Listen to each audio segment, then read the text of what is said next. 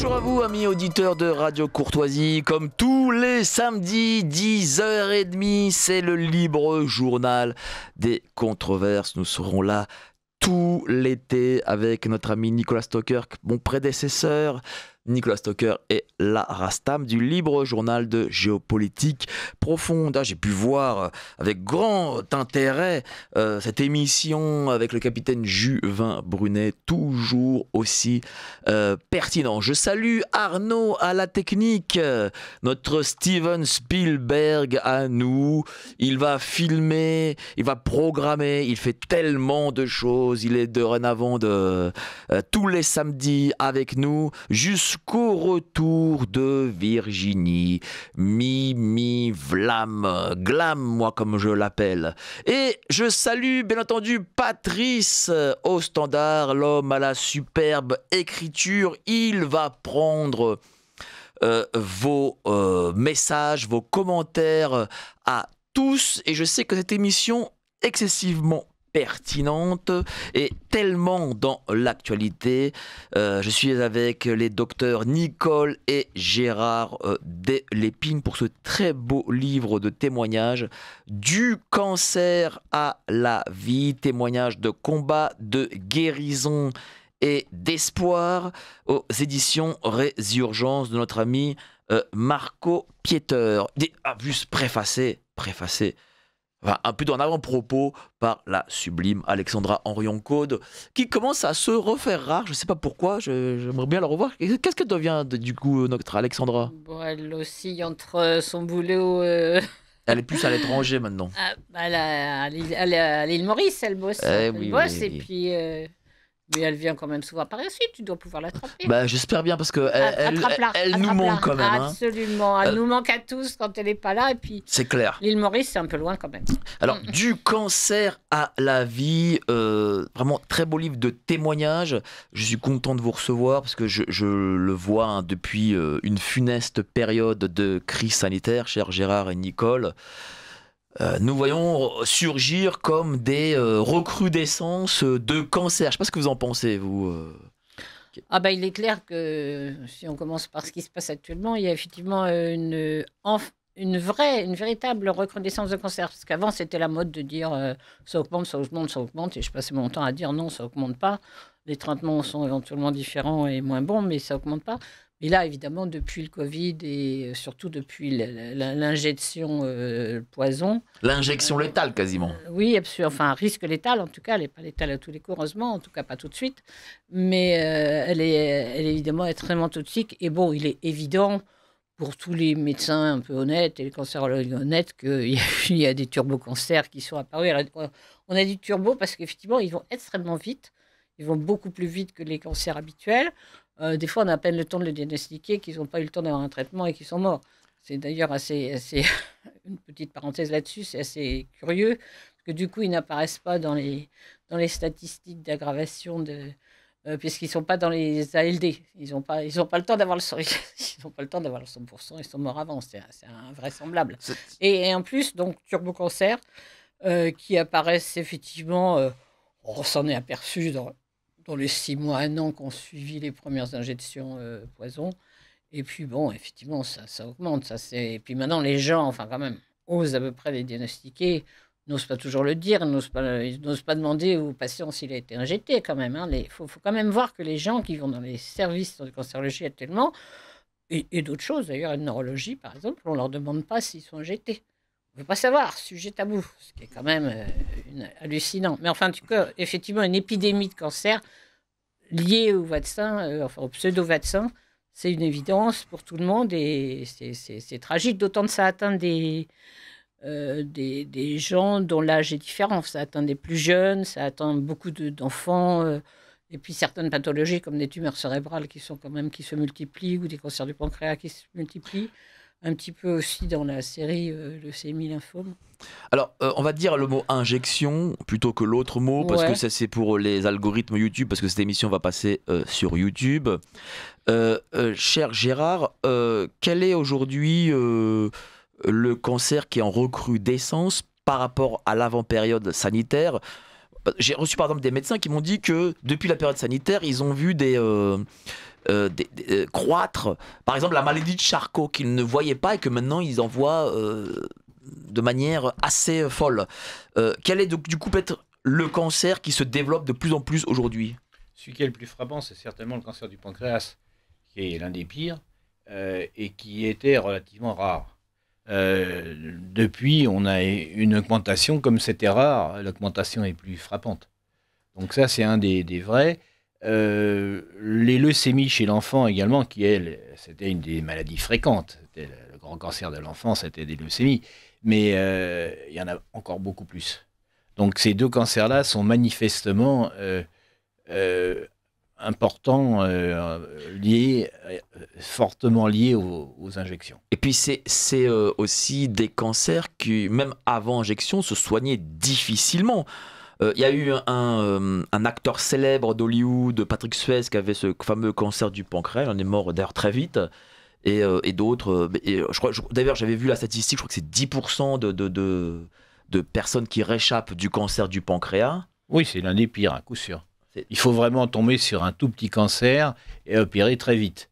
Parce qu'il donne très rapidement des métastases.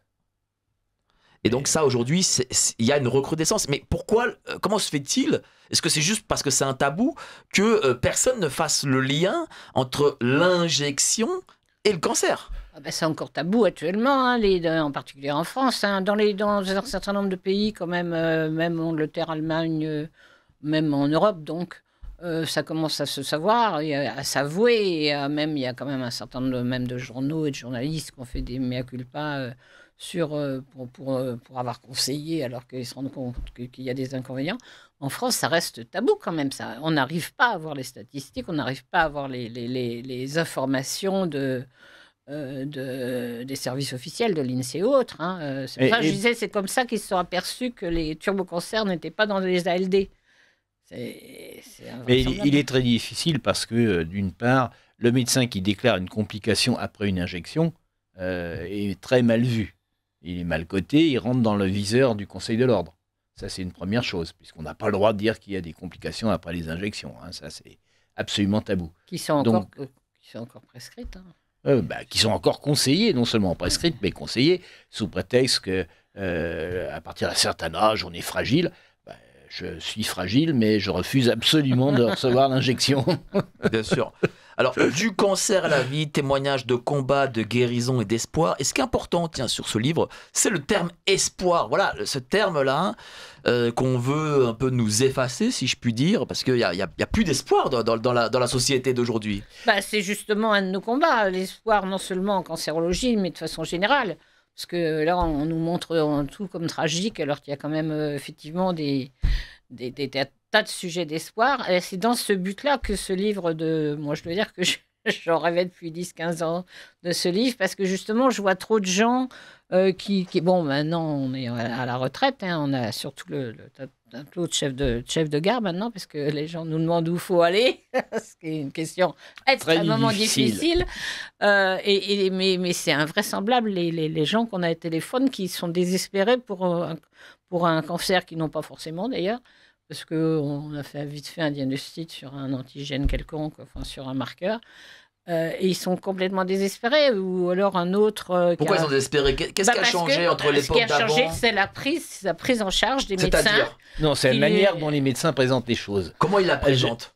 Actuellement, ils disent, vous avez une maladie très grave, c'est un mauvais cancer, vous n'en avez que pour quelques mois ou années, je vais être obligé d'utiliser des traitements expérimentaux qui sera votre seule chance. Et ça, c'est parfaitement pernicieux. Le traitement expérimental, c'est quoi? C'est la future euthanasie votée par l'État, c'est quoi? Non, quand même pas. Ils ne sont pas tout de suite là. Ils veulent quand même rentabiliser les médicaments découverts. D'accord. Donc, les médicaments, non pas découverts, mais mis sur le marché. Mis sur le marché, ceux qui sont en vente. D'accord. Et qui sont forcément les plus récents et les plus chers. Bon, il faut absolument oublier les vieux médicaments qui guérissaient. Les leucémies, on les guérissait il y a très longtemps, depuis les années 80. C'est vraiment un des vrais cancers chez l'enfant qui a été guéri très tôt. Moi, j'ai commencé comme chef de clinique en 73. Et en gros, à l'époque, c'était nous qui effectivement annoncions le pronostic aux gens. Et je suis foutue. Et moi, je me souviens très bien, en 73-74, avoir dit, écoutez, je ne peux pas vous garantir que votre l'enfant sera guéri, mais il sera peut-être dans le lot des gamins qui commencent à être guéris. Il y en avait déjà et on était en 73.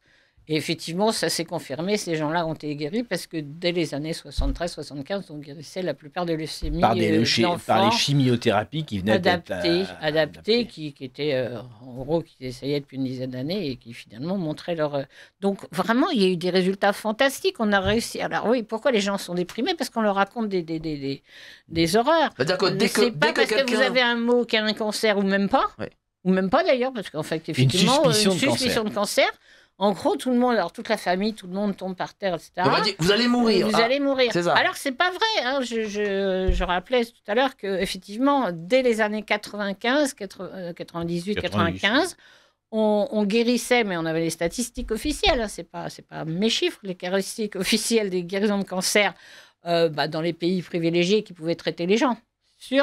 On guérissait plus de 80% des enfants atteints de cancer. À 5 ans, c'était 90 et à 10 ans, c'était 80%. Ce que j'appelle guéris, c'est des gens qui vont bien, qui n'ont plus de maladie, qui peuvent avoir une vie normale, qui peuvent avoir des gamins. Des fois, certains avaient des difficultés quand même, mais c'est ça guéri. Hein. C'est pas le truc où on dit toutes les 5 minutes que tu vas mourir. Et puis, chez les adultes, c'était quand même plus de 50-55% de patients guéris. Alors, effectivement, là, je donne des statistiques globales. C'est vrai, selon certains cancers, c'était pas pareil. Si vous avez un gamin qui a une tumeur cérébrale, c'est beaucoup plus difficile de guérir, ne serait-ce qu'à cause de la localisation qui empêche de réaliser aussi bien dans d'autres situations une chirurgie complète, parce que bon, si vous opérez dans le cerveau, c'est pas facile de faire l'extratumorale sans enlever un bout de cerveau, donc c'est plus difficile. Donc effectivement, c'est globalement, mais globalement, on guérissait. Oui, je dis on guérissait parce qu'actuellement, pour avoir les statistiques, il faut se lever matin. 8 sur 10 des enfants atteints de cancer. Donc, faut pas. Bon, alors, c'est effectivement, ça vous tombe sur la tête, c'est une tragédie quand même, de toute façon, même si on leur laisse de l'espoir. En tout cas, il faut au moins leur laisser de l'espoir et de leur dire que s'ils se battent, ils ont quand même beaucoup de chances de guérir leur gamin. Mais à quoi c'est dû, cher Gérard? Est-ce que c'est la nouvelle formation des médecins? Est-ce que derrière, il y a Big Pharma qui contrôle ces médecins, qui leur dit des choses? Est-ce que peut-être l'État a besoin que ces médecins deviennent des porte-parole de la propagande? Qu'est-ce que c'est? Pourquoi ce changement? Je voudrais dire que la désespérance des médecins, la manière dont ils annoncent les choses, est liée à beaucoup de facteurs différents. L'un des facteurs qui, moi, me paraît le plus important comme chirurgien, parce que je l'ai vécu, c'est l'aspect juridique. La médecine est tombée sous contrôle juridique. Donc, il faut absolument, on est obligé d'être assuré. Hein. Et nos assurances nous enseignent chaque année comment éviter le risque juridique. Et beaucoup de médecins ne soignent pas le malade, mais ils soignent leur risque juridique à eux. Et donc, si on dit à un malade, vous allez mourir, quoi qu'il arrive, on est tranquille, la famille ne portera pas plainte. C'est la maladie qui l'a tué. Alors que si on dit, je vais vous guérir, et que par malheur, il y a une complication éventuellement thérapeutique, hein, je vais opérer un malade, malheureusement, il meurt de l'anesthésie, là, je vais avoir un procès que je vais perdre parce que je l'ai opéré. Donc, les médecins, maintenant, sont amenés par leurs assurances à protéger leurs risques juridiques. Et donc, ils ont tendance à aggraver le pronostic des maladies qu'ils traitent pour se mettre à l'abri. Ça, c'est une des premières raisons. Oui. Par ailleurs, effectivement, on est dans un contexte où le gouvernement nous dit partout « Ayez peur, hein, vous allez mourir, il y a les épidémies, attention... » Il y a la Russie. La Russie. J'ai vu les chars, là, il y a 5 minutes. Et puis, il y a les canicules qu'il n'y avait pas avant, il y a le réchauffement climatique qui va tous nous griller. Il fait chaud l'été. Et on met même au point des agences qui vous expliquent comment il faut loger. Donc, il faut diminuer la hauteur du plafond de 2,70 m à 2,50 m, ce qui est vraiment la bonne vieille technique pour faire bouillir les gens. Hein. Et puis, il ne faut pas utiliser trop de ciment parce que c'est mauvais pour la planète. Alors, faites des murs fins. Or, nos ancêtres avaient appris que les murs épais, c'était quand même la meilleure protection d'isolation naturelle. Donc, on a toutes sortes de peurs qui sont créées parce que on applique le principe. La peur, c'est quand même une bonne vieille technique pour mettre les gens au pas et les rendre esclaves. Hein. C'est tous les totalitarismes passent par la peur. C'est vrai, mais on sait que la maladie, c'est aussi psychologique, c'est-à-dire que mieux on est dans sa tête, plus on a de chances de guérir. Et si on dit aux gens, monsieur, vous avez un cancer de tel ou tel endroit, et vous allez mourir, Et ben en effet, la personne va peut-être ça, mourir. ça lui augmente les risques de mourir, Oui. c'est sûr. Hein. Mais bon, est-ce que les gouvernants ont vraiment envie que les gens aillent bien? Non. Sinon, on leur ferait pas tout ce cinéma affreux. sur le climat, sur tout ce qu'on veut. Il y a 75 ans, lorsqu'on annonçait un été chaud, on disait c'est formidable, le prochain week-end va être beau, vous allez pouvoir aller à la plage. Maintenant, on dit attention, ne sortez plus parce que vous allez mourir de chaud. Bon, c'est effectivement une politique globale qui. Bon, le alors, il y a terrorisme. les pires méchants disent que Big Pharma n'a pas du tout envie de guérir les gens parce que si vous les guérissez, c'est plus des clients. C'est clair. Parce que si vous mettez les gens en maladie chronique, ils vont prendre des médicaments pendant longtemps. Donc après, on va vous dire que la sécurité sociale est en déficit, mais ça, on peut y revenir. Mais donc, effectivement, la politique n'est pas à donner le moral aux gens. Et alors, je pense qu'en rajoutant ce que dit Gérard, dans l'éducation et l'enseignement à la faculté des jeunes médecins, d'abord, ils sont de plus en plus loin du malade. Donc le malade, parce qu'on leur dit qu'il faut remplir je ne sais pas quoi, tel formulaire, et les infirmiers aussi d'ailleurs, passent de plus en plus de temps loin du malade. Donc le côté humain qui fait qu'on a envie de guérir parce qu'on a connu ce petit gamin qui est tellement mignon, ou ses parents sont tellement sympas, ou ce grand-père dont les petits-enfants viennent le voir, ils sont tellement attachés qu'on a envie de le guérir, on va se battre ensemble, etc. À partir du moment où les médecins ne voient plus les malades, c'est un côté qui disparaît. Hein, le gouvernement veut nous faire traiter des maladies et non plus des malades. Le médecin, la médecine, ce n'est pas une science, contrairement à ce qu'on nous casse les pieds en permanence. C'est un art. C'est un art humanisme avant tout. On voit quelqu'un dans souffrance. Qui tient compte de connaissances. Et qui s'appuie sur des connaissances scientifiques. Mais c'est avant tout le contact humain. Et ça, on nous le supprime. Parce qu'effectivement, on ne veut plus qu'on traite des malades, qu'on traite des maladies. Et ce qui permet de dire, pour telle maladie, il faut donner telle chimiothérapie, tel traitement médical. Et bien entendu, le meilleur traitement, c'est le plus récent, le plus cher. Et l'essai thérapeutique.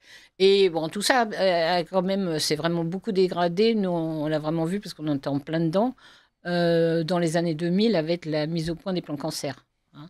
Les plans cancer qui ont été mis alors successivement, c'était Jospin, Chirac, etc. Enfin bon, c'est tout ça. Comme on dit d'habitude, c'est pas spécialement un côté. Alors, ça faisait bien. Moi, je me souviens, j'ai assisté à la conférence de Kouchner en 1998, je crois, un chouïa après. C'était pour justement qu'est-ce qu'attendent les malades. Et c'était frappant. C'était un énorme amphi, je ne sais plus c'était où. Mais ils avaient les moyens. Et oui, et les malades, ils attendaient des petites choses en plus. Qu'on rembourse les perruques, qu'ils aient quelques soins de psychothérapie, qu'ils aient plus de kiné, qu'éventuellement il y ait des gens qui viennent faire du yoga dans les services. Enfin bon, des choses pour améliorer l'humanité. Le côté humain des services, bon, ça, en gros, ils l'ont obtenu, sauf qu'en même temps, on s'est mis à plus soigner les gens. Hein. Moi, je veux dire, il y a quand même les services de pédiatrie, c'est devenu en plus des lieux fantastiques où vous aviez 25 sortes de je sais pas, les clowns, les dames en rose, enfin, tous des gens qui faisaient un bien fou aux malades avec tout ce qu'il y a autour. L'école à l'hôpital, formidable. On a rattrapé des tas de gamins. Nous, on était dans le 93. Il y avait des gamins qui avaient des problèmes scolaires majeurs et qui, du coup, ont eu leur petite institutrice pour eux, pour 2 ou 3, et qui ont vraiment eu un avenir formidable au point de vue. Fallait les guérir. Mais une fois guéris, ils ont pu avoir de belles carrières parce qu'il y avait tout ça. Par contre, les traitements étaient de plus en plus difficiles parce que le but non avoué du plan cancer, c'était effectivement d'homogénéiser tous les traitements pour pouvoir faire le plus possible d'essais thérapeutiques. Et donc, pour ça, il faut rentrer tous les malades dans le même système. Et le fait de vouloir faire de la vraie médecine, et la vraie médecine, c'est une médecine individuelle par patient, chacun est différent. Bon, on n'arrête pas de le dire, mais chacun est différent. Chaque cancer est différent, chaque traitement est différent. Chaque traitement, chaque tolérance est différente et chaque gamin est différent. Et donc, le fait de vouloir effectivement bloquer tous les traitements, vous avez tel cancer, tel type d'achin. Donc, ils ont instauré dans ces plans cancer les réunions multidisciplinaires, qui s'appellent les RCP. C'est les RCP. C'est-à-dire, c'est quand vous arrivez... Réunion de concertation multidisciplinaire. Vous arrivez voir en votre... La réunionite, quoi. Ah bah la réunionite est terrible, mais surtout la réunionite qui retarde en plus la prise en charge. Parce que vous voyez un malade le lundi, je sais pas, et vous voyez qu'il avait une petite bosse là, qu'il fallait faire une biopsie, vous appelez le chirurgien, il avait Et Il vous avait aviez dans la règle de jour. votre radiologue sympa qui vous faisait votre scanner en urgence parce qu'il savait que c'était urgent si on l'appelait. Le chirurgien qui faisait la biopsie, etc. Et puis après, en gros, on tannait un peu l'anatomopathologie, c'est-à-dire celui qui regarde les lames au microscope pour dire j'ai besoin de mon diagnostic tout de suite. Là, je crois que c'est ça, mais quand même. Et du coup, on pouvait très, très vite commencer les traitements. Maintenant, on est obligé de montrer ces malades-là en donc, RCP, réunion de concertation multidisciplinaire, où normalement, il y a l'anapathe, le radiologue, le chirurgien, évidemment le chimiothérapeute, etc. Vous avez 10-15 personnes qui vont discuter d'un dossier sans le malade, sans sa présence, sans la présence du médecin traitant, tout simplement, qui est même souvent même pas averti. Et là, ils vont décider en fonction des données statistiques. Il y a un petit cancer du sein, telle catégorie, tel marqueur, tel machin. Alors, le nombre des marqueurs se sont multipliés. Et il faut faire ça comme traitement. Et puis après, il y en a un qui est chargé de recevoir le malade. C'est pas toujours celui qui l'a vu en consultation. C'est éventuellement même une infirmière spécialisée dans cette tâche difficile, de dire au malade, voilà, on s'est réunis tous, et puis voilà, on a décidé qu'il fallait que vous ayez ce traitement-là. Il y a autre chose, non, c'est comme ça, il ne faut pas faire autrement. Si vous faites autrement, vous changez de circuit, là, vous devenez le dissident. Et on vous menace, hein. Moi j'ai quand même eu y compris des gamins. Vous avez connu ça ou... Ah bah oui, complètement. Ah bah oui, parce que ça a été mis en place en fait en 2004. Hein. D'accord. Ça a commencé en 1999, le temps que ils fassent des grandes réunions pour dire c'est formidable, on fait le plan cancer. En 2004, en gros, ils ont créé dans la foulée l'Institut national du cancer. Qui a été dirigée en particulier, je ne sais pas si Buzyn, elle a dû diriger un moment, peu importe. Madame Buzyn, elle se dirigeait, elle est partout celle-là. C'était la professionnelle du laboratoire.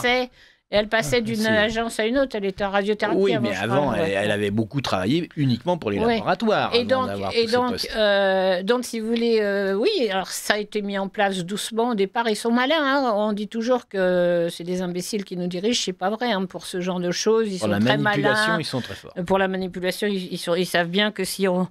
je crois que l'analyse des services des pays totalitaires l'ont bien montré. Si vous faites une réforme terrible du jour au lendemain, elle n'est pas acceptée. Si vous la faites par petits pas, les gens ne s'aperçoivent pas et ça passe. On a bien vu quand même avec le Covid. Hein.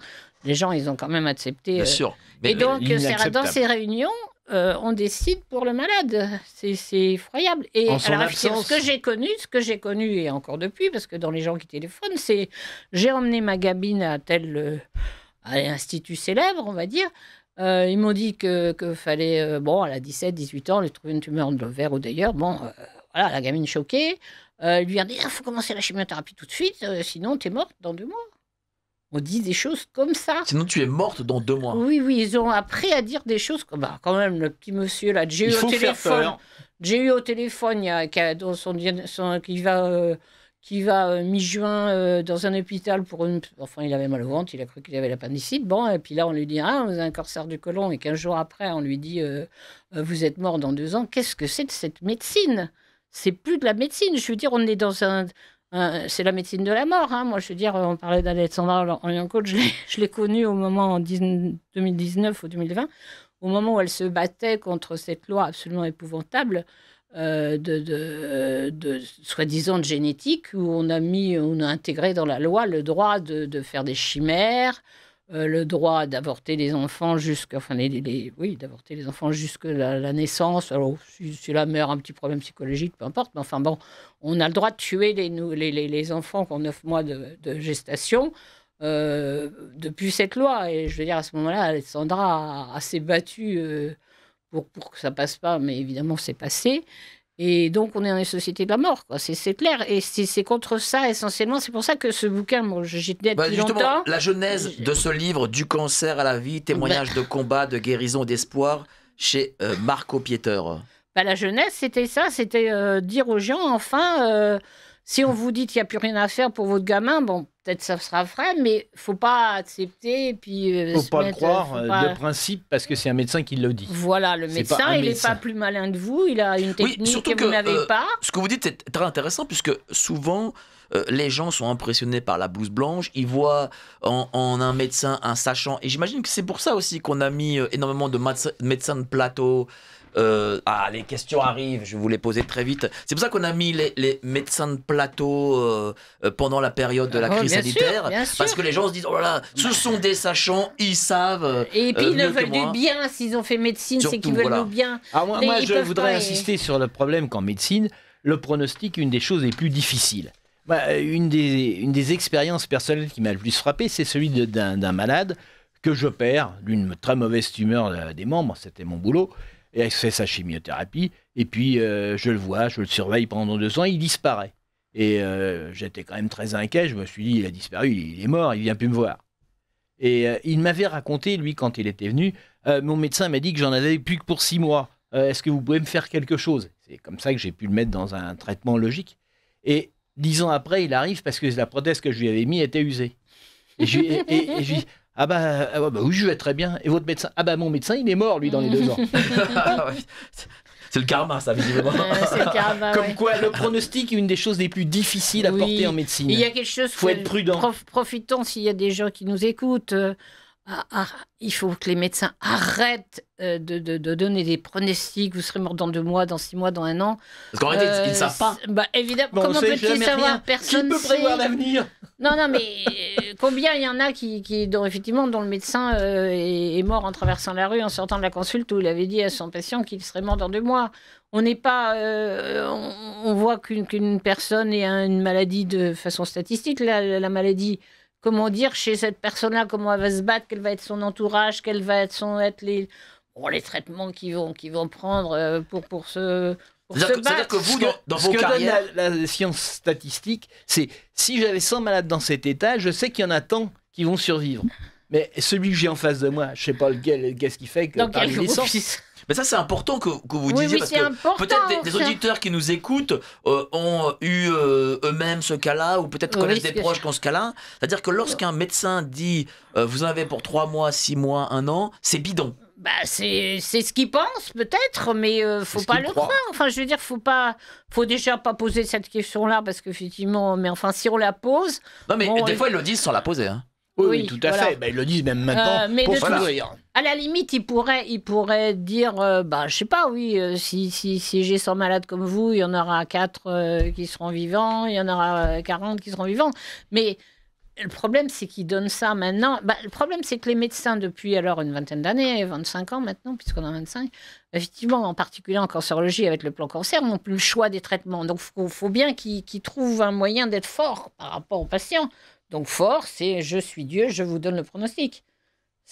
Donc il faut que les patients... ils n'ont plus le choix des patients, ils n'ont plus que le choix de la parole. Voilà.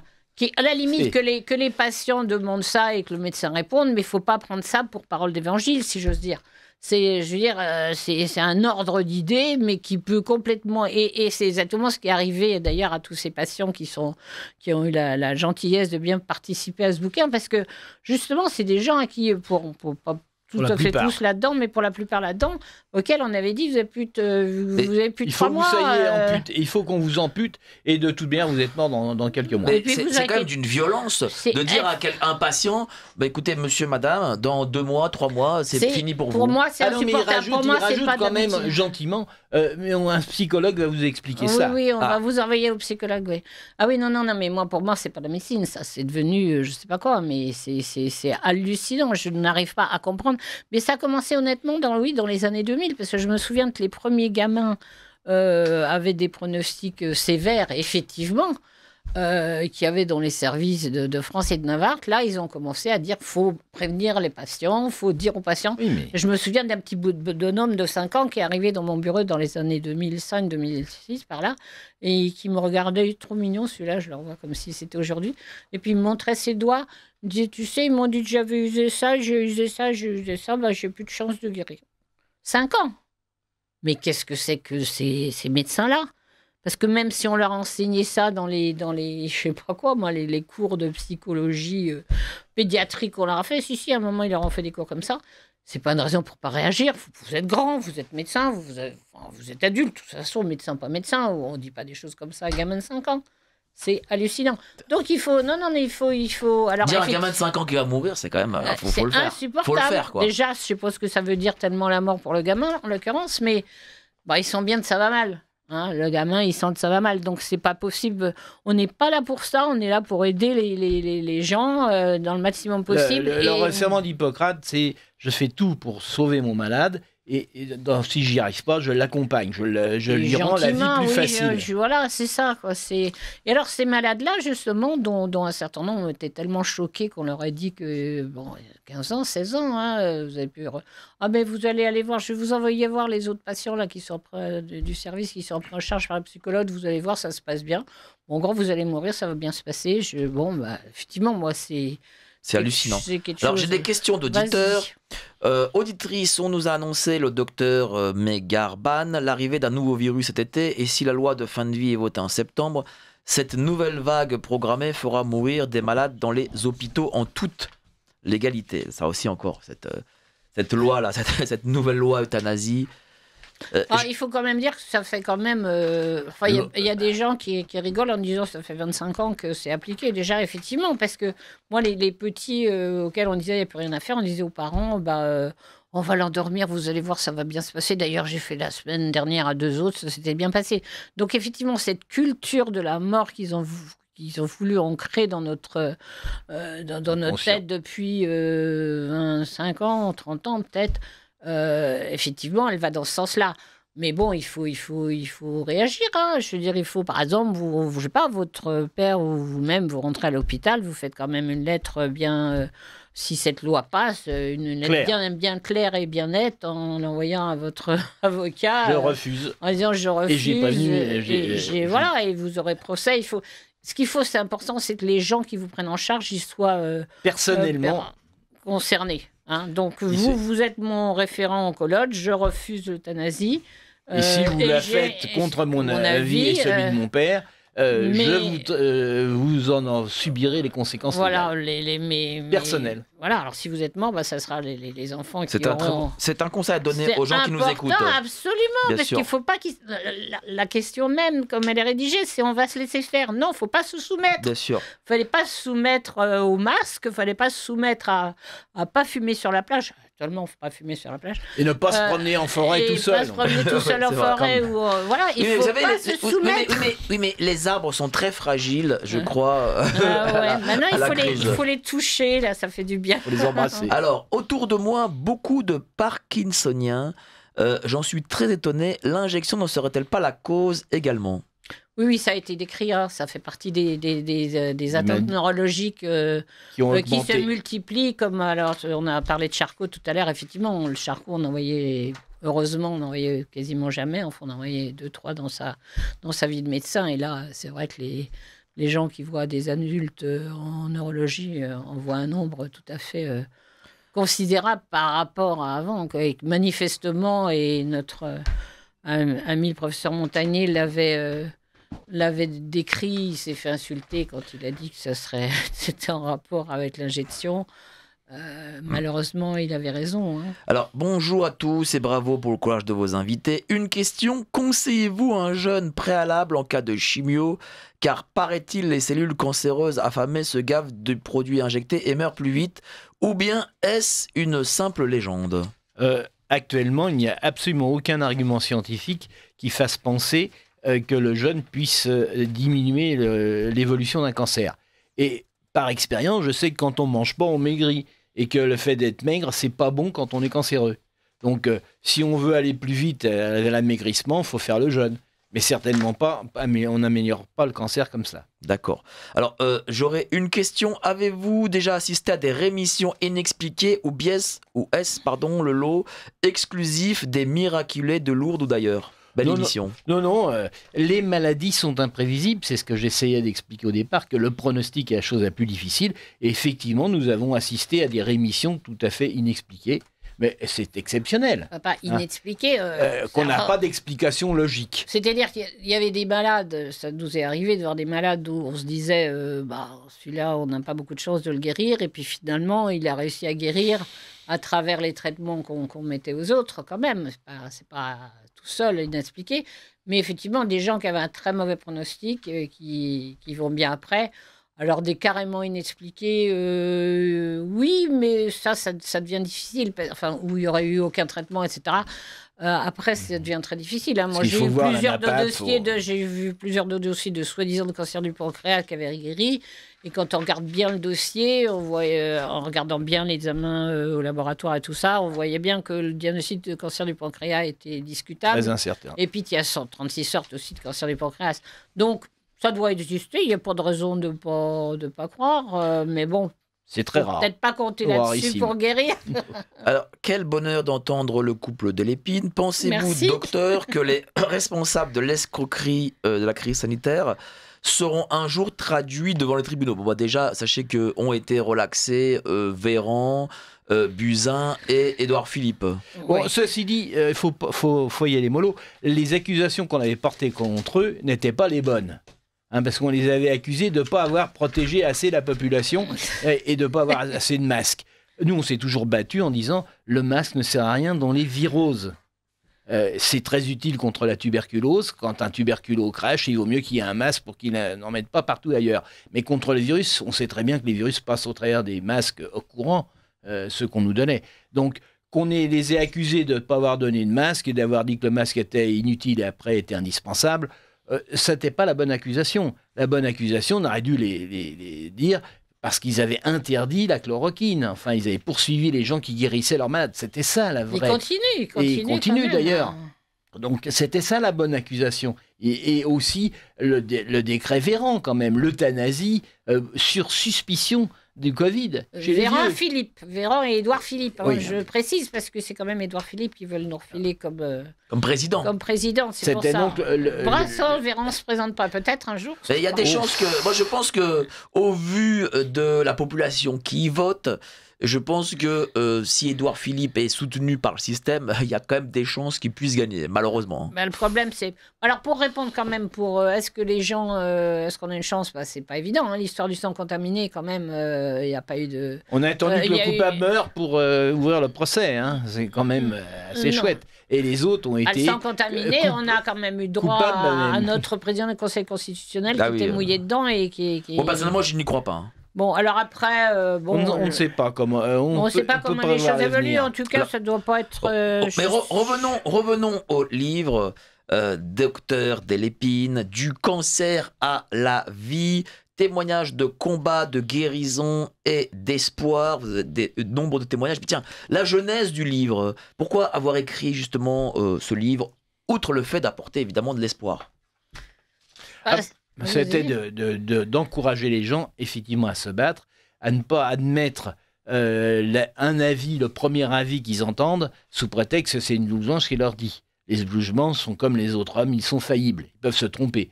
Et en plus, ils sont eux-mêmes manipulés par toutes sortes, que ce soit les conseils de l'ordre, les laboratoires qui viennent les voir sans arrêt. Donc, un avis, ce n'est qu'un avis. Et s'il est insupportable, ce qui est malheureusement trop souvent le cas actuellement, il faut en trouver d'autres qui soient plus proportionnés aux problèmes réels. Alors, on a 19 témoignages très forts de personnes qui sont de tout profil, de toute origine, etc., qui ont eu des cancers, différents cancers, et qui ont survécu et qui aujourd'hui vivent leur meilleure vie, si je puis dire. Oui, ils vivent déjà, mais ils vivent bien. Ils n'ont pas d'handicap. Des fois, ils vivent mieux que d'autres parce qu'ils savent attacher à chaque jour son petit bonheur. Effectivement, aujourd'hui, il fait beau, je vais me promener dans la forêt. Je dis pas, finalement, j'ai rien à faire. Bon. Donc, ils ont appris à attacher, je crois. À profiter de la vie. À profiter de la vie.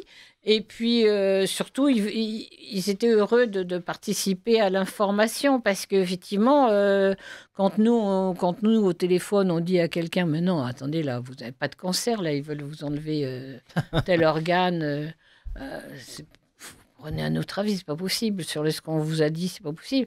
Bon, c'est vrai que nous, on pourrait bon, je pense que maintenant on est assez vieux, on est retraité, on n'a pas Pas d'intérêt. pas d'intérêt particulier d'aucune sorte. Donc je pense que les gens nous croient.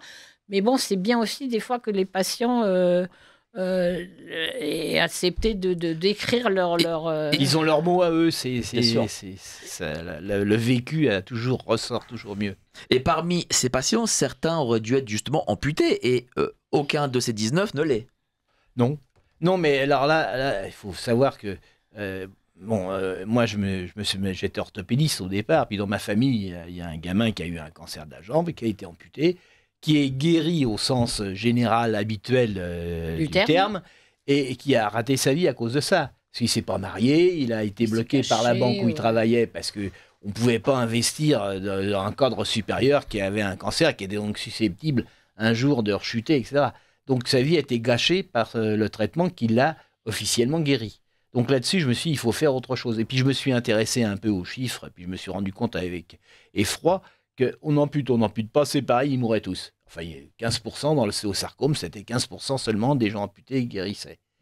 Et donc, je me suis dit, il faut faire autre chose. Et quand j'ai commencé à faire autre chose, sur mes premiers cas, je les ai présentés en congrès, c'est bien passé en congrès. Mais par contre, j'ai une plainte du Conseil de l'ordre. Du Conseil de l'ordre Oui. Déjà avant, c'était quand? En 86. 86, c'est quand tu es passé au Conseil de l'ordre, donc tu as dû avoir la plainte vers 84. Donc Non, déjà, 85. il y a 40 Ah ans. Oui, et c'était tout bêtement un médecin lyonnais, un grand professeur lyonnais. Ils ont conditionné les médecins depuis effectivement 60 ans à accepter les oukases des grands professeurs qui étaient en accord avec la sécurité sociale. Et là le problème était simple. Moi, j'avais pris comme jalousie, parce qu'il avait expliqué à la gamine qui avait 4 ans qu'elle devait être absolument amputée. Elle a d'ailleurs fait un livre, elle. Oui, elle a fait un petit livre. Ouais. Elle est toujours vivante. Donc, c'était en 86. Hein, ça, Quel est le nom de son livre derrière? Donc, ça fait 40 ans. Et donc, lui a porté plainte parce que dans le Figaro dimanche, était paru un article à la demande du père de la gamine qui voyait les autres gamines amputées dans le même service de Lyon. Et donc, lui, il a appelé, et le titre était « Elle devait être amputée, elle fait du vélo », ce qui était la réalité. Et là, le professeur lyonnais, grand nom, a bondi en disant « Cet article manifestement inspiré par le docteur de Lépine fait de la publicité ». Et donc, j'étais accusé de publicité. Alors, ce qui m'a extrêmement frappé et également extrêmement instruit, c'est l'attitude des membres du Conseil de l'ordre qui m'ont interrogé. Ils étaient manifestement de bonne foi, ces gens-là. Ils voulaient pas me... À l'époque. Oui, à l'époque, ils étaient de bonne foi quand ils m'ont interrogé. Ils m'ont demandé, bon, vous faites ça. Alors, je leur ai donné les articles et puis également les communications au Congrès. On dit, il n'y a pas de problème. Vous y croyez, vous êtes de bonne foi. Mais est-ce que quelqu'un d'autre l'a dit? C'est exactement l'argument qu'on a utilisé contre le Marseillais et la chloroquine. Est-ce que quelqu'un d'autre l'a écrit? Et là, j'ai compris qu'on n'avait pas le droit d'inventer quoi que ce soit en France. C'était pas sur les arguments scientifiques qu'on était jugé, mais sur ce que les autres avaient pu dire. Et donc, c'est absolument dramatique, parce que si on a cet abord des problèmes, on se condamne à ne plus faire aucun progrès. Et j'ai été sauvé, parce que j'avais des grands risques d'être interdit à vie. Hein, ils pouvaient parfaitement m'interdire d'exercer à vie. Et j'ai été sauvé par les Américains, parce que juste 3 semaines avant que le procès se tienne, le procès définitif, est paru un opuscule du ministère américain qui était la sommation, le résumé d'un congrès qui avait eu lieu tout un week-end avec un tiers de membres du ministère de la Santé américaine, un tiers de parents et un tiers de médecins spécialistes. Et il disait exactement ce que je disais dans mes papiers. Donc là, je suis passé comme une fleur, où on dit c'est un problème difficile de médecine et des progrès et des accords. Bon, mais je pense qu'à l'époque, encore tu as eu de la chance, parce qu'à l'époque... J'ai eu de la chance, j'ai été sauvé par les Américains. Oui, mais même maintenant, toutes les évidences scientifiques, on voit quand même en 2025, les médecins qui sont encore condamnés à interdiction d'exercice 2 mois, 3 mois ou définitivement, pour avoir dit que l'injection était dangereuse. On a d'énormes preuves maintenant, on a quand même un nombre de livres assez considérables qui sont parus avec des témoignages, et humains et scientifiques. On a le Pfizer Papers là, de Madame Naomi Wolf qui est paru, qui quand même a 4500 documents à étudier là-dedans. Enfin, je veux dire, on a les preuves, et les conseils de l'ordre continuent à Interdire d'exercice. Notre ami Philippe de Chazourne, qui vient de sortir un bouquin interdit d'exercer, je crois, qui est très intéressant. Justement, là aussi, c'est des témoignages, mais il est interdit d'exercer quand même. Oui, 3 bien mois, sûr. quoi. Bah, C'est- Mine de rien, ça a peut-être un peu changé, mais en tout cas dans le pire. Mais déjà avant, on voit il y a une forme de progrès scientifique qui peut-être vient des États-Unis, ou peut-être que là-dessus, ils sont peut-être plus, je sais pas, plus ouverts, on va dire. Mais en France, voilà, en effet. Ah oui, ça date On pas n'a pas le d'aujourd'hui, droit quoi. d'inventer en Ah France. ben nous après, moi, quand la suite, il s'est mis à garder les jambes, et du coup, le professeur Mathé, qui était à Villejuif, c'est lui qui avait fondé Villejuif, a appelé Gérard comme consultant, etc.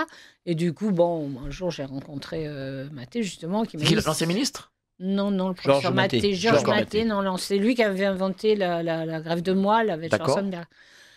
Dans les années 56, par là.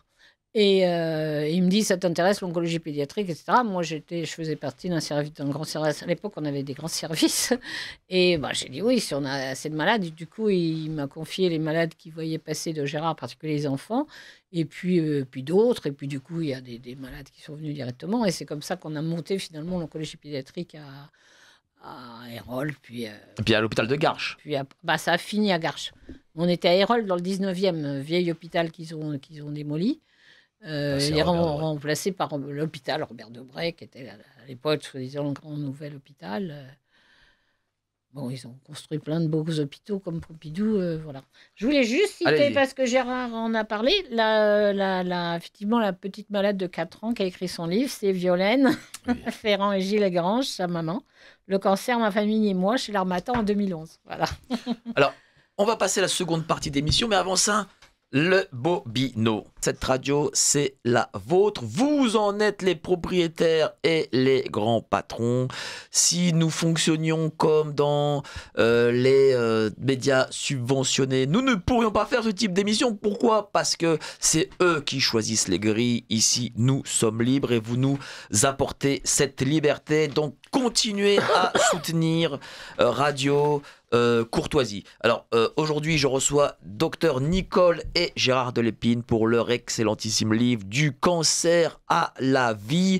Témoignages de combat, de guérison et d'espoir. Un livre vraiment fait d'espoir pour le coup, où des témoignages, beaucoup de témoignages féminins et de gens qui depuis leur cancer ont guéri. Ils ont agrandi des familles. Ils ont des enfants. Absolument. Et là, ils postent des témoignages avec leurs enfants, par exemple, et ils vivent normalement, sans les amputations et puis sans les oukases qu'on leur a promises. Il faut dire que maintenant, par rapport à l'amputation, donc quand même, à partir du moment où tu as un petit peu mis ça au point en France et d'autres, quand même, après quelques autres... Il a fallu 10 ans pour que ça s'impose. Ça s'est imposé. Donc pendant un petit moment, les gens quand même étaient beaucoup moins amputés en France. Et malheureusement, là aussi, avec la restriction des moyens aussi, parce qu'une prothèse, ça coûte cher. La restriction des moyens, c'est une trop belle histoire que j'avais dans l'hôpital. À Mondor, je paierais public. C'est Créteil, ça. À Créteil, oui. Donc le plus grand hôpital d'Europe, au point de vue lit. Et j'avais besoin, donc je ne voulais pas amputer un malade, et j'avais besoin d'une prothèse sur mesure, donc 3 fois plus chère qu'une prothèse ordinaire. Et le directeur me la refuse. Alors j'ai été obligé d'aller le voir en lui disant, mais monsieur, comment je vais faire ? J'ai 3 solutions. Ou bien vous me dites, l'hôpital ne peut pas payer la prothèse, et vous le prenez en clinique. Mais c'est vous qui me demandez de le prendre dans ma clinique où je pourrais l'opérer. Ou bien vous payez la prothèse, ou bien si vous ne pouvez pas payer les prothèses et vous ne pouvez pas me l'envoyer à la clinique, je vous propose de faire une subvention et je vais faire un article dans les journaux demandant qu'on subventionne la prothèse pour ce malade. Alors il est devenu tout rouge, il dit « je vous paie la prothèse ». Et le malade, grâce à ça, n'a pas été amputé, mais mon dossier a été souligné en rouge. Mauvais élément. Alors, faut dire que quand même c'est plus long de poser une prothèse, enfin au moins pour les gens qui n'en ont pas trop l'habitude. C'est plus cher. Il y a quand même des risques d'infection. Et puis il y a un risque juridique important parce qu'après une prothèse pour cancer, donc des interventions qui durent quelques heures et qui sont sur des malades immunodéprimés par la chimiothérapie, il y a un risque d'infection qui est de 10%. Or, actuellement, la loi française prévoit que toute infection après intervention doit être indemnisée. D'accord. Ce qui fait que tous les malades qui ont une infection ont tendance à porter plainte. Alors, je veux dire que mes malades ont été très sympas parce que j'ai effectivement 7 à 8% d'infection et il n'y en a aucun de ces malades traités pour cancer qui ait porté plainte contre moi. Alors qu'ils étaient sûrs de gagner de l'argent. Je n'ai pas dit contre moi, mais... Alors, le fait pour un chirurgien donc, de faire de la chirurgie conservatrice l'expose à un risque de procès de 8% ou 10%. Donc, on comprend que puis, ça coûte plus cher en ça personnel. Coûte plus cher à l'hôpital. En personnel, parce qu'il faut des penseuses plus longtemps dans le bloc. Oui, parce que ce n'est pas rentable en termes de sécurité sociale. Voilà. Parce que une prothèse ordinaire... Ni des budgets d'hôpital. Donc, j'ai des budgets d'hôpitaux. Alors, question d'auditeur. Rebonjour et pardon d'insister parce que ma question préalable a peut-être été mal comprise. Mais quand je parle de jeûne préalable à une chimio, je voulais parler d'une pratique de quelques jours. Mais je suis prêt à entendre la confirmation de votre première réponse. PS, concernant les thérapies expérimentales sur certains cancers, ma mère, âgée alors de 86 ans et atteinte d'un lymphome, avait reçu une thérapie expérimentale. Une hémiplégie est intervenue quelques mois plus tard. Je ne saurais jamais si c'était lié. Elle est décédée 8 ans plus tard. Merci pour l'émission. Alors, bon, deux choses. Pour la première question sur le jeûne, je n'ai pas trouvé un seul papier qui le démontre. Donc c'est confirmé. C'est réglé. Oui, non, voilà, c'est ça. Bon, si les gens ils ont envie de jeûner, ça ne me gêne pas. Mais par contre, surtout on leur si c'est raconte... quelques jours. Voilà, quelques jours, bon, s'ils se sentent mieux, enfin, ça peut être une pratique de vie que les gens ont indépendamment des cancers. Maintenant qu'on leur raconte, moi je suis un petit peu désespérée parce qu'il y a quand même beaucoup de gens au téléphone, effectivement, pour des conseils ou pour des orientations, et qui me disent « Ah bon, mais de toute façon, là vous me dites ça, mais je me suis déjà mis au régime cétogène, je me suis mis au jeûne, etc. » Faut arrêter, quoi, faut arrêter. Franchement, justement, on parle d'espoir, et dans l'espoir, je trouve qu'il faut que les gens vivent normalement, qu'on les embête pas. On les embête déjà avec des interventions lourdes, avec des chimios quand il faut les faire, lourdes aussi, quand même, c'est jamais très agréable. D'aller à l'hôpital, c'est pas très agréable, surtout de moins en moins agréable maintenant, parce que, oui. Ah oui, il n'y a pas beaucoup de personnel, les gens sont tendus, enfin bon, c'est pas agréable d'aller à l'hôpital. Donc, franchement, les embêter avec des régimes dont personne n'a jamais démontré de ça changer statistiquement le pronostic. Alors, s'ils veulent le faire, très bien, mais qu'on leur raconte pas d'histoire. C'est pas parce que je le dis une fois quand même là, c'est parce que les médecins allopathes, entre guillemets, enfin la médecine traditionnelle, ont trahi quand même quelque part. En tout cas, lors du Covid. Nous, on s'en est aperçu avant le Covid sur les traitements quand même. Les traitements qui étaient conseillés pour les cancers, c'était pas toujours les plus performants, hein, mais enfin bon, avec le Covid, c'est devenu évident. On leur interdit les traitements qui marchent, comme l'hydroxychloroquine, etc. On traite de charlatans quand même, bon, on l'aime pas, mais enfin quand même un des plus grands virologues mondiaux qui se fait encore traîner dans la boue en 2025. C'est ahurissant. Et accusé devant le Conseil de l'Ordre. Oui, accusé. Et le gars qui l'a menacé, alors pour lui, le coup de mort par téléphone, tout ça, il a eu je sais pas quoi, rien. Enfin bon, vraiment, manifestement, une bonne partie des médecins allopathes ont trahi. C'est-à-dire, on n'a pas fait passer l'intérêt du malade. On trahit leur serment d'Hippocrate.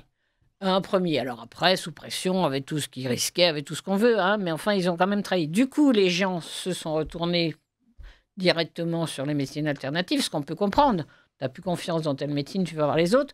Il faut bien voir que dans l'autre côté, ils sont pareils. C'est des humains pareils que les médecins allopathes et qu'il y en a un bon nombre aussi qui font finalement fructifier... leur choix. Alors, des fois, c'est pour des raisons de vendre des médicaments ou pas, mais aussi même le lubris, enfin, tout ce qu'on veut. Donc, faut pas faire une confiance aveugle aux médecines alternatives sous prétexte que les médecins allopathes ont trahi. Donc, il faut essayer, là aussi, avoir d'autres avis. Toujours la juste mesure. Hein. Et voilà, le bénéfice-risque. Donc, ça, c'est important. Hein. Alors, moi, je voulais répondre sur la deuxième question. Pour le jeûne, c'est clair, vous faites comme vous voulez, mais croyez pas au miracle à cause du jeûne, et c'est pas ça qui vous guérira. Si, par hasard, on a un traitement efficace, prenez-le. Quoi. D'accord. Alors, pour la deuxième question, moi, je suis parfaitement choqué de ce qui est arrivé à sa mère. Parce que les lymphomes, c'est le type même de la maladie qu'on sait guérir depuis les années 80. Ça a été l'un des premiers... moi, ça m'a beaucoup frappé quand j'étais étudiant. Et on voit dans le service, le patron me montre une malade qui a une énorme tumeur. C'était une maladie de Hodgkin, ça fait partie de ce type de maladie. On a su traiter très tôt. Et dit, celle-là, on espère, avec la radiothérapie, on a une chance, et effectivement, elle était guérie. C'était, dans les années 80, on savait déjà les traiter. Donc, c'est typiquement le genre de tumeur qu'on pouvait traiter par des chimiothérapies classiques, et en plus, ces chimiothérapies n'étaient pas très méchantes, parce que l'endoxan, c'est ce qu'on donnait à cette époque sur ce type de maladie, entre autres, c'est une des plus vieilles chimiothérapies qui est toxique quand on donne des grandes doses, mais qui est relativement bien tolérée. Il fallait surveiller. Mais bien entendu, il faut les surveiller. Donc, mettre une thérapie expérimentale sur une tumeur de ce type à cet âge, a priori, ça me paraît très étonnant. Oui, maintenant, moi, je me garderais bien de juger un dossier sur un cas, sur ce que la dame en a entendu, parce qu'il y a peut-être dit lymphome, parce que c'était plus facile, c'est un cadre global, mais ça peut être un cas particulier. Moi, je crois qu'il ne faut pas juger... c'est pas sur un cas, je dis. Je juge sur le traitement. C'est un traitement de lymphome. Si c'est un lymphome, on a des traitements connus depuis très longtemps, très efficaces. Alors, le cancer et la chimio peuvent-ils être un boost? Par exemple, Lance Armstrong, à qui des médecins donnaient 6 mois à vivre, a fini par gagner 6 Tours de France. Je crois même 7 d'ailleurs. Il avait un cancer parfaitement curable par la chimiothérapie. Donc, il a guéri de façon tout à fait normale. Moi, il n'y a pas une miracle chez Lance Armstrong. Non, mais ce que veut dire, c'est est-ce que lorsque le cancer est chimio, est-ce que ça apporte quelque chose en plus physiquement? Ça apporte, en tout cas moralement. Je peux guérir. On m'a dit, j'ai eu un cancer. Donc, tout le monde a dû lui dire qu'il allait mourir. Même s'il s'agit, en l'occurrence... Même si on ne lui a pas dit, il l'a pensé. En tout cas, il a pensé, tout le monde autour. Donc après, oui, je suis un survivant, je vais me battre. Je crois qu'effectivement, ça leur donne, en tout cas moralement, je pense pas. Il était un peu dopé aussi. Par ailleurs. Non, mais bon, je dis ça à cet auditeur. Voilà. Ouais. Non, mais ça lui a donné le moral, pourquoi pas. Et justement, je veux dire, moi, je vois bien nos patients, ils se battent. Il faut quand même, par rapport à l'amputation, que je raconte quand même une belle histoire, parce qu'elle est trop belle. Allez-y. Voilà, effectivement, je disais tout à l'heure, on commençait à dire qu'on ampute peut-être plus en plus à nouveau, parce que les vieux médecins type Gérard Dubousset ou d'autres qui quand même essayaient de conserver les jambes depuis un certain nombre de décennies sont plus sur le marché, que les directeurs font quand même beaucoup d'histoires par rapport au prix de revient des amputations. Et que faut quand même bien voir, pour un directeur, la plupart, les autres, à mon idée, ils ont démissionné. C'est un patient, c'est un point sur un tableau Excel. C'est des gens qui viennent de l'administration. C'est des tableaux Excel, ouais, c'est ça, ouais, absolument. Et donc, en gros, il y a quand même beaucoup d'amputations maintenant où on se rend compte, quand on voit les dossiers, que qu'il y a 10 ans, ils n'auraient pas été amputés, y compris dans les plus grands services français. Faut pas... et il y a encore des gens qui se battent quand même, un petit peu cachés. Ils ne font pas trop de bruit parce que sinon ils ont des ennuis. Mais voilà. Mais pour dire qu'effectivement ça booste, Gérard, dans les années, là on parlait de Violaine tout à l'heure, mais a opéré aussi un petit garçon qui avait 4 ans et qui venait du fin fond de l'Italie, dont Naples. Fin fond, j'exagère, c'était Naples. Oui, c'est le milieu d'Italie. C'est le milieu d'Italie, amené par ses parents parce qu'on avait dû lui dire qu'il fallait l'amputer. Puis de toute façon, il était fichu, il allait mourir et tout. Et ce petit gars, effectivement, est passé par beaucoup d'épreuves. Gérard lui a conservé sa jambe. Nous, on lui a fait sa chimio. Il y a eu des tas de péripéties parce qu'il y avait un cours, on avait eu des chimiothérapies infectées, je me rappelle. Enfin, ils étaient arrivés, on a eu ça arrive. Il a eu pas mal de déboires, mais enfin, il a guéri. Et quand il est devenu adulte, il a absolument voulu faire médecine parce que son rêve, c'était de faire ce que faisait Gérard. Et malgré toutes les péripéties qu'il a eues, parce que c'était quand même pas facile, effectivement, prothèse infectée, enfin, il a quand même eu pas mal de soucis.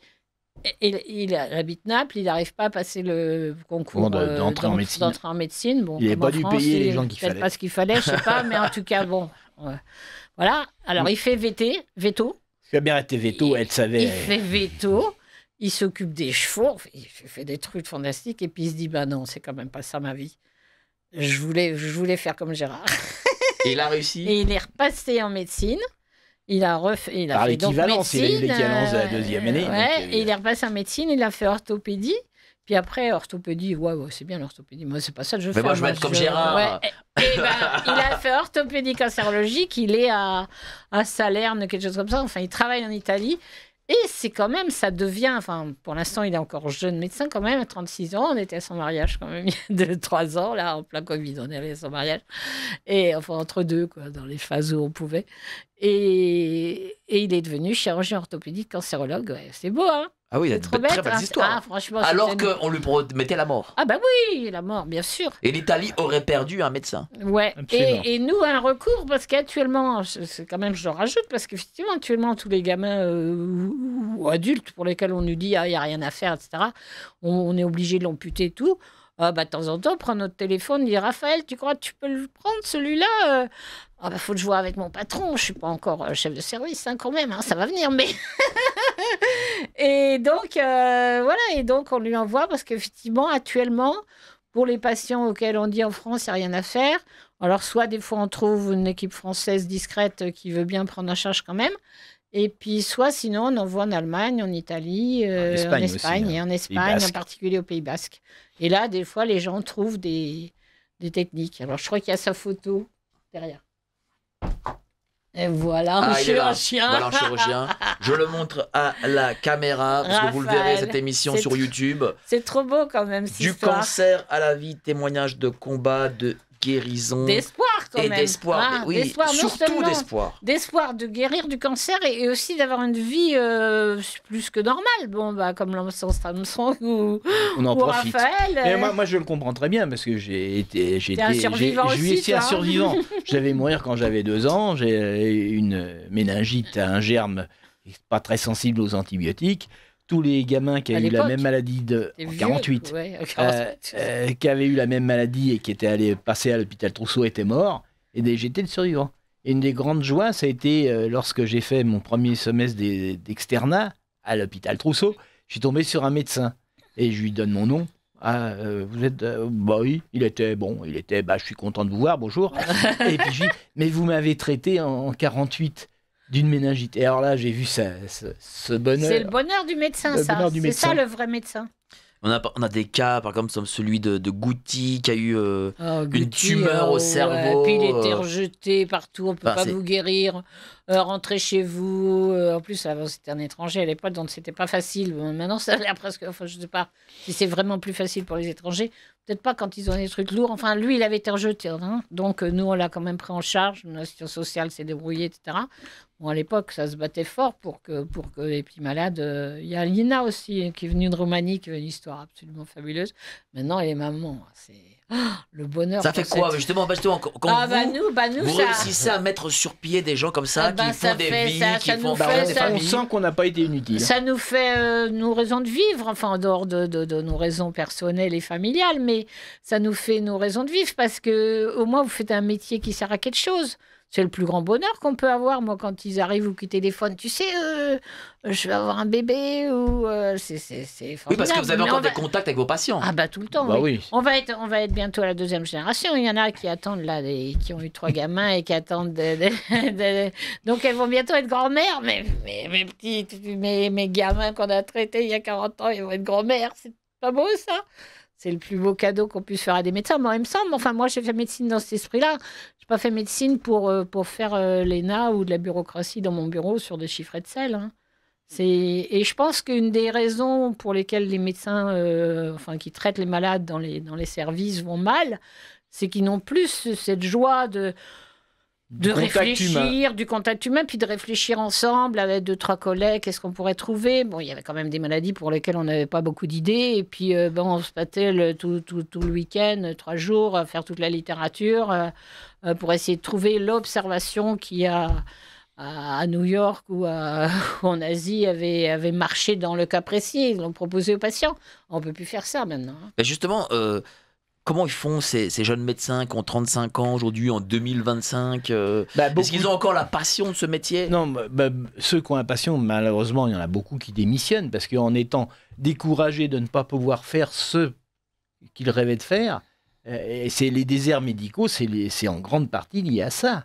C'est parce qu'on a découragé toute une série de gens qui auraient fait d'excellents médecins d'être médecins, puisqu'ils ne peuvent plus exercer comme la médecine, comme leur serment d'Hippocrate leur dit. Ils doivent obéir aux injections du gouvernement. Il faut foutre en l'air toute cette tyrannie gouvernementale sur la médecine. Les agences régionales doivent être supprimées.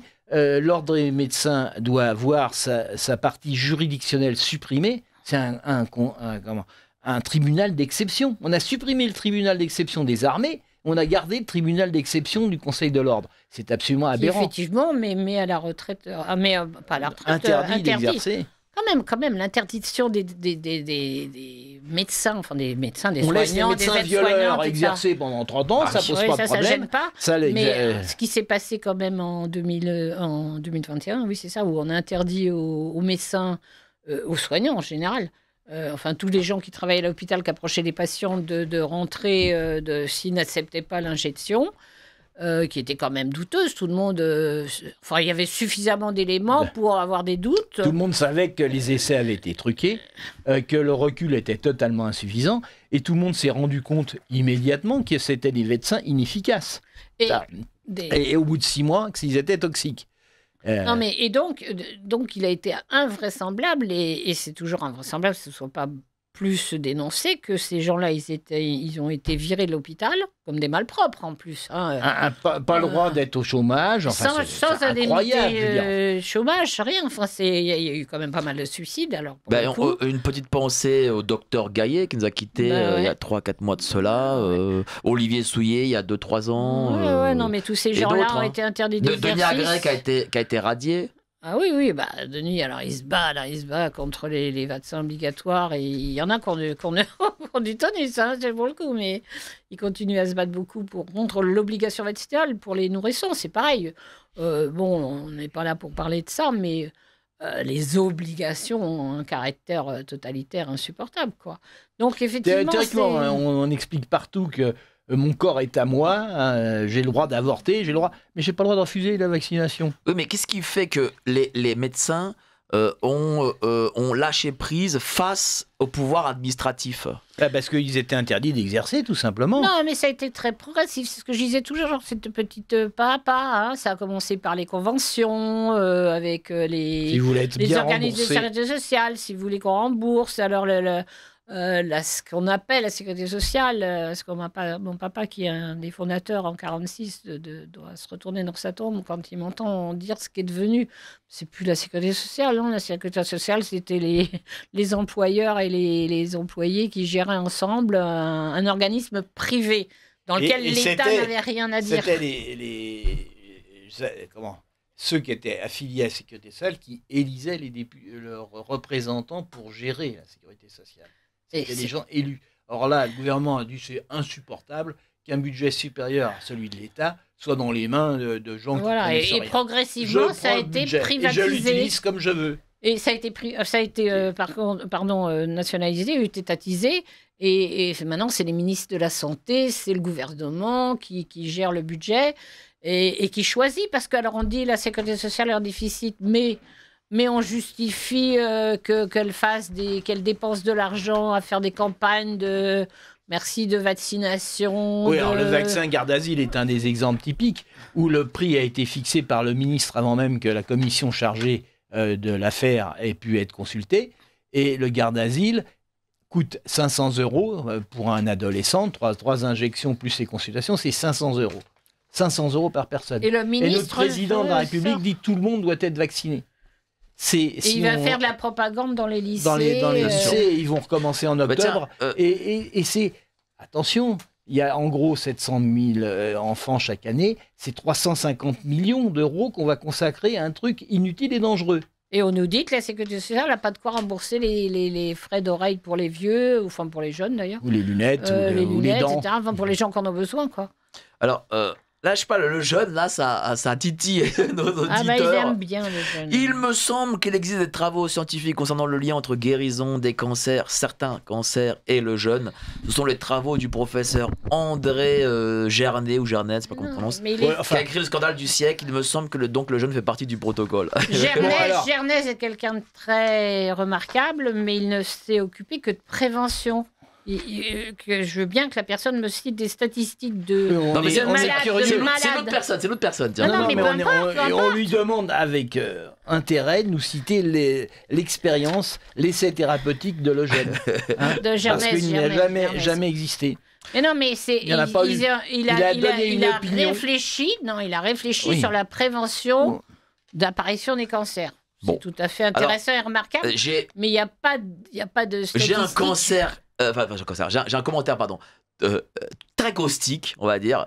Un cas de conscience. Alors vraiment, les auditeurs de Radio Courtoisie, bon, je lis toujours tous les commentaires. Hein, parce que Allez, vas-y. je sais que vous aimez commenter. Il y a pas Un cas de conscience pour un médecin si vous aviez à sauver Hitler, Pol Pot ou Macron. Ah, Est-ce bah, que vous ça change rien.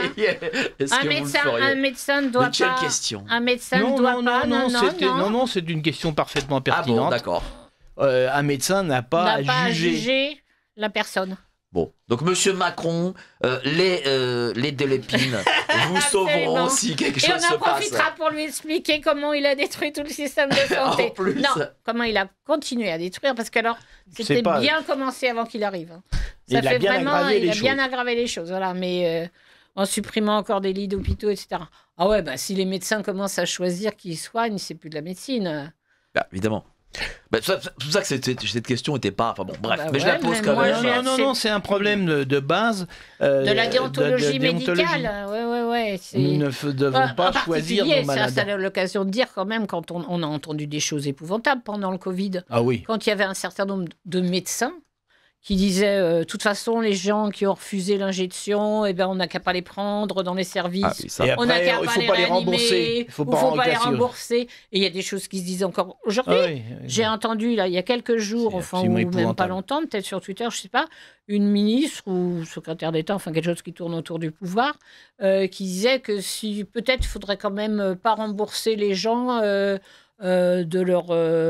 de leurs soins s'ils ont la grippe et qu'ils ont refusé l'injection de vaccin. Ce qui est hallucinant, je profite pour dire que quand même la vaccination contre la grippe ne marche pas et que manifestement... Ça marche dans 10 à 20% des 10 cas. à 20% des cas, Et mais ça, ça augmente ça diminue d'un jour l'absence de travail. Ce qui est très étonnant parce que les associations patronales là, viennent de dire qu'il faut absolument imposer la grippe parce que ça permet d'être moins Oui, bah, absent parce au que, travail. alors, C'est un soit- mensonge là, total. oui, soit ils ne connaissent pas les chiffres. Soit ils connaissent pas les chiffres, soit ils sont Mais de pure vous mauvaise savez, foi. hein. Quand j'étais étudiant, je crois qu'il y avait de la réclame à l'époque pour justement l'injection de la grippe. Et comme un con, je l'ai fait. J'avais 23-24 ans. Et 48 heures après, j'ai eu une pneumonie. Ah bah oui. Donc j'ai été hospitalisé 15 jours, j'ai perdu 15 kilos. Donc sérieux, j'avais... Ouais, non, mais c'est pas étonnant, hein. Ça fait partie des effets secondaires possibles. Et c'est pour ça il faut comprendre, d'une part, que ça donne des complications. Comme tout traitement, aucun traitement actif ne donne pas de complications.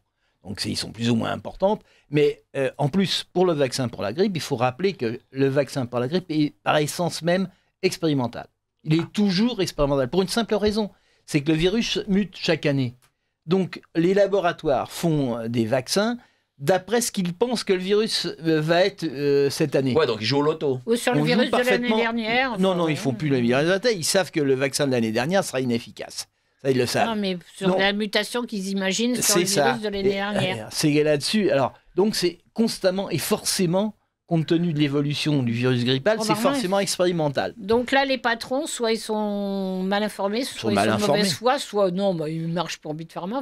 C'est possible aussi. faut quand même arriver à bêtement. vendre des vaccins. hein. Alors, du cancer à la vie, je le montre à la caméra, les docteurs Télépine, témoignages de combat, de guérison et d'espoir. 19 très très beaux témoignages. Je pense que vous auriez pu en avoir bien plus. Ah bah complètement, oui, mais c'est quand même Mais un gros travail parce c'est qu'il faut, pénible, il faut hein. joindre les gens. Et puis bon, fallait quand même la photographe s'est déplacée pour aller les voir parce que ce qui était important, nous semble-t-il, c'était de les montrer dans leur environnement réel, enfin pas qu'ils disent Familial, je vis professionnel. normalement, mais quand elle est arrivée dans le haras de Sarah ou de, c'est drôle, ça attire beaucoup le cheval nos malades.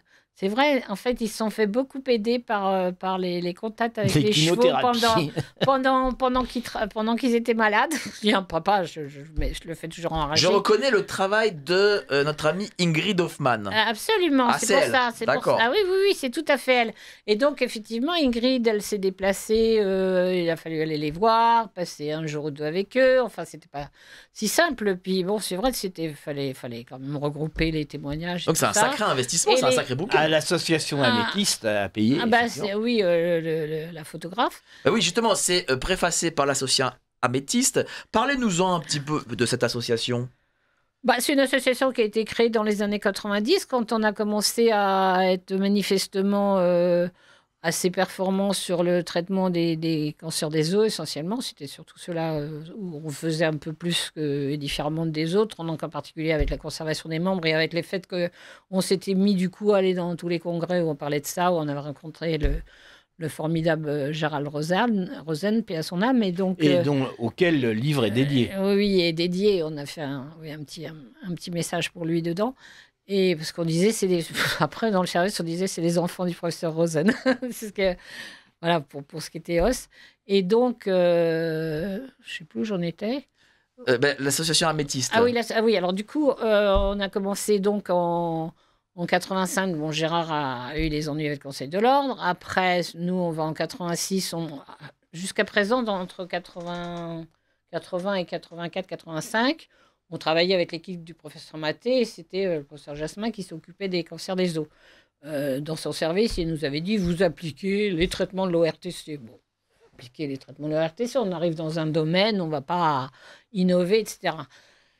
Et puis Gérard, d'ailleurs, va aux réunions à Bruxelles. Les ORTC, c'est l'organisation européenne de recherche sur le cancer. Bon, ça fait, en gros, un peu comme l'UE, ça fait partie de l'Union européenne.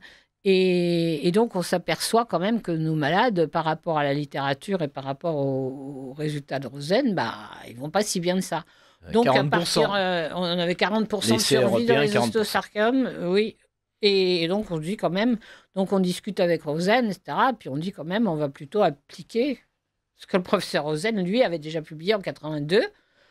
Et on se met à appliquer ça. Et donc, sur les 10 premiers patients où on change de protocole et on applique, là encore, on n'invente pas. Hein. On nous a traité de tout expérimentateur. Non, on a appliqué bêtement le protocole rédigé par un schéma de traitement, parce qu'après protocole, ils ont changé un peu le sens, justement. Schéma de traitement proposé par Rosen, en essayant peut-être de l'améliorer un petit peu. Et on présente les 10 premiers malades en 86 je me souviens, en Hongrie. Et là, il y a un patron de l'AP qui vient me voir, un radiothérapeute que vous connaissez, Gérard avait dû faire 6 mois d'internat chez lui, je crois. Et qui me dit « Ah, c'est toi qui fais de l'oncologie expérimentale, oui, de l'oncologie clandestine, c'est ça. » J'ai clandestine quand même, on est dans un hôpital de l'assistance publique à la paix, j'ai un patron, j'ai un agrégé, on est 4 chefs de clinique. On publie ce qu'on fait. On publie tout ce qu'on fait, dans le genre clandestin, on fait mieux. Puis nos malades, en plus, la paix, c'est un grand truc, donc il y avait la scintigraphie qui allait à la Riboisière, il y avait les dosages qui allaient à Saint-Louis. C'était quand même pas des malades faciles à inventer, parce qu'ils en avaient tout partout. Et là, on a compris et à partir de cette époque-là, on est devenus les moutons noirs. Et les malades qui venaient chez nous avaient quand même des fois besoin... et bon, il y en a qui racontent, quand la présidente d'Améthyste, là, elle raconte, je ne sais pas si elle l'a mis je ne me rappelle plus si elle l'a mis dans la préface, mais enfin, quand elle dit, bon, moi, elle était dans un grand hôpital parisien, elle dit, je vais aller demander un avis chez Delépine, elle dit, ah, c'est charlatan, c'est la sorcière, la vieille sorcière, non, c'est vrai, mais à l'époque, j'étais jeune sorcière seulement, mais... C'est pas grave, on les brûlait aussi, les jeunes. On les brûlait aussi, ouais. Bon, ça ne change rien, donc j'ai résisté quand même, ils ne m'ont pas brûlé. Donc, effectivement, les patients qui venaient chez nous se sont rendus compte qu'il y avait besoin quand même d'une structure. Et c'est comme ça qu'est née l'association Améthyste en 1990. Est-ce que ça a été un frein à vos carrières ? Ah bah oui. Ça dépend un frein à quels égards. Nous, on a pu soigner des patients. Oh oui, quand même. On a pu être professeur. Le frein, c'est qu'on n'a pas pu être professeur, donc on n'a pas pu enseigner. Donc on n'a pas pu transmettre. C'est ça, le frein majeur. C'est un frein majeur. Oui, c'est quand même pas n'importe quel frein. Ah non, c'est pas n'importe. Non, mais bon, on s'en fout un peu du titre de professeur, surtout quand on voit ce que c'est devenu et le Covid, si on avait des C'est regrets. comme la Légion d'honneur, quand on voit les gens qui l'ont, on n'a pas envie de l'avoir. Les nouveaux. C'est vrai. Les nouveaux. Oui, mais Les vous nouveaux. auriez pu transmettre, Mais, voilà, alors que voilà. là, les jeunes médecins, la transmission, c'est celle de Big Pharma. Bah, bien, Eh bien sûr. absolument. Et c'est pour ça d'ailleurs qu'on nous a C'est empêchés. pour ça qu'on nous a. À un moment, moi, j'ai quand même été jusqu'à passer l'habilitation à diriger la recherche sur les conseils de patrons de Saint-Louis, d'ailleurs, avec lesquels on travaillait, qui me disaient, oh, ben, y a pas de raison, Nicole, etc. Bon, j'arrive avec le dossier, tout ça, c'est chiant.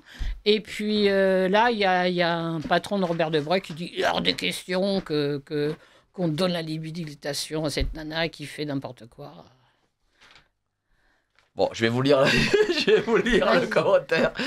Bonjour, je ne suis ni médecin ni scientifique, mais j'ai lu un livre de Monique Couder. Vous connaissez Monique Couder? Non. Bon, qui a guéri son cancer grâce aux jeunes. D'autre part, un certain Joe Tippens en phase 4 s'en est sorti grâce de mémoire. Si vous êtes intéressé, vous trouverez certainement 222 mg de... je vous donnerai le commentaire.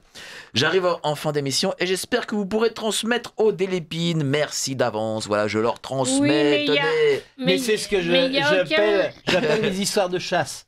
Je ne nie pas ce qu'elle a lu, je ne nie pas ce qui a été rêvé, mais ça ne démontre rien, c'est tout. Voilà, non, moi je crois que ça arrive. De toute façon, il y a des gens, ils sont.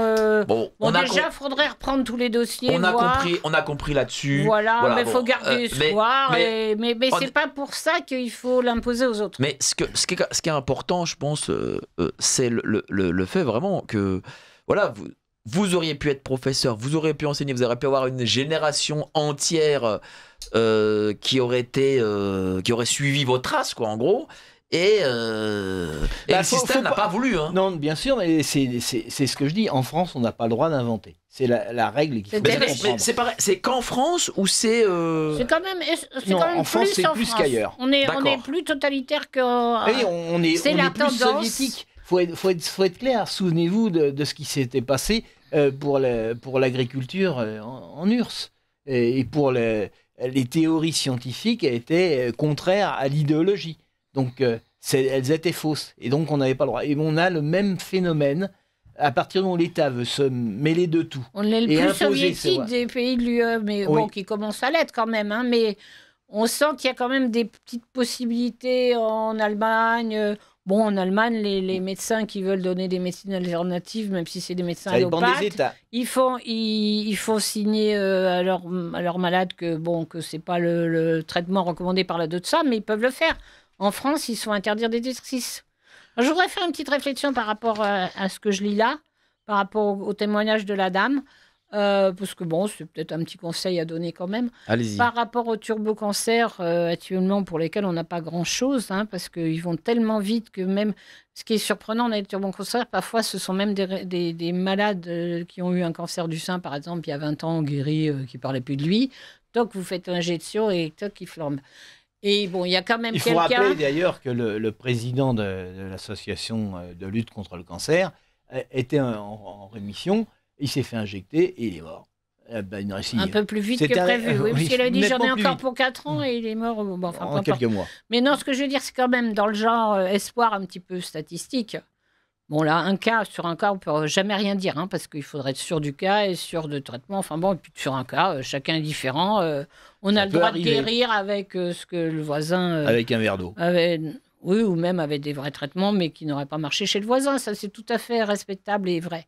Par contre, ce qui est sûr, c'est qu'il y a quand même quelqu'un qui, en ce moment, travaille sur l'ensemble des turbocancers, qui est un monsieur qui s'appelle William Makis, M-A-K-I-S, au Canada, et qui semble quand même statistiquement sur beaucoup de turbocancers avoir des résultats avec l'ivermectine et le fenbendazole qu'elle cite. Alors, je n'ai pas les moyens de vérifier les statistiques de Makis, etc. Je me permets, quand j'ai vraiment rien à proposer aux gens, de dire, écoutez, contactez Makis, voir s'il a quelque chose à vous proposer. Donc, voilà, c'est juste pour donner encore là aussi un peu d'espoir par rapport aux gens qui ont des turbocancers dans leur famille. Alors, petite blague sur le jeûne. J'ai mon voisin qui a tenté de soigner son cancer par le jeûne. Il est mort le ventre vide. Ouais, non, Les mais auditeurs de Radio Courtoisie ils ont de l'humour. l'esprit. Ouais. Non, mais c'est vrai que le jeune, moi j'ai un petit. Personnellement, puisqu'ils veulent des témoignages personnels, je vais en donner un. Mon papa, il est mort à 30 kilos, hein, ça va, mais c'est pas parce qu'il faisait du jeûne, c'est son cancer qui l'a tué et qui faisait qu'il ne tuerait pas rien et qui mourrait de faim, quoi. Revenons sur Donc, le livre. Il nous reste 3 minutes. Du cancer à la vie, témoignage de combat, de guérison et d'espoir. Comment on se le procure partout? Normalement, ça devrait être partout, la Fnac, Amazon et compagnie, et sinon aux éditions Marco Pieter. Est-ce qu'il y a des librairies qui... Normalement, les librairies doivent, mais Lorsqu'on bon, demande. c'est comme tous nos livres, hein, enfin les nôtres et puis d'autres Ils sont bons dans la doxa. dissidents. Ils sont souvent cachés derrière ou non, on peut pas le commander. Mais normalement, toutes les librairies normales devraient le Est-ce pouvoir que le vous faites fournir. des dédicaces très vite là Avec plaisir. Mais vous en faites là bientôt? Il faut qu'on nous en propose. Vous n'en avez pas actuellement? Non. On doit faire non. Non. Non, on devait, oui. Non. Donc allez-y, courez acheter ce très beau livre, Du cancer à la vie, témoignage de combat, de guérison et d'espoir. Édition Résurgence, nos amis de Marco Pieter. Marco Pieter qui prend quand même beaucoup de risques, lui et Guy Trédaniel. Vraiment, c'est deux éditeurs qui parlent de médecine, de santé, de la vraie médecine, la vraie santé. vraie médecine, et puis, mais aussi des médecines alternatives. Bien sûr. Il publie très largement, mais il a publié en particulier les livres remarquables de Kennedy quand même. Hein. Et bien sûr, le dernier livre de Marco Pieter, Naomi Wolf. Nous recevrons très vite Naomi Wolf, je pense, à la rentrée. En tout cas, merci à vous. Merci, cher docteur Delépine. Merci de nous avoir reçus. Nicolas Gérard. Merci à vous d'avoir été si nombreux comme toutes les semaines. Nous sommes là tous les samedis de juillet et août aussi. Donc, toute la matinée, vous avez le matin Géopolitique Profonde. Juste après, 10h30, les controverses. Passez un excellent week-end. À samedi prochain. Allez, salut, ciao. Envie de lire un magazine rentable ? C'est-à-dire s'informer avec des spécialistes sur les sujets qu'on aime, mais aussi protéger ses finances et sa vie privée. Comment ? En appliquant nos stratégies financières. L'objectif ? Surperformer face à l'inflation. La lettre confidentielle ? La seule lecture rentable.